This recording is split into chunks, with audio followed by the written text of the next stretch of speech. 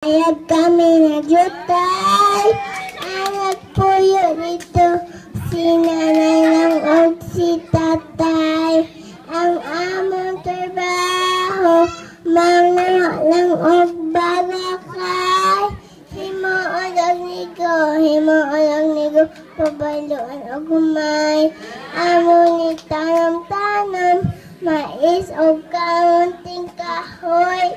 Kay kami nagpuyo dito, pobre makaluluoy. Ang among kalingawan, arot lang sa mga siloy. Og dinuyugan sa mga huyohoy. Sa matag Domingo, mulugsong kami gusimba. Mag-ampo sa Ginoo, ang tahagaga siya. Pagkahuman, tiyanggihan kami mamahaw, ang dala na mong malanghod, pabaylo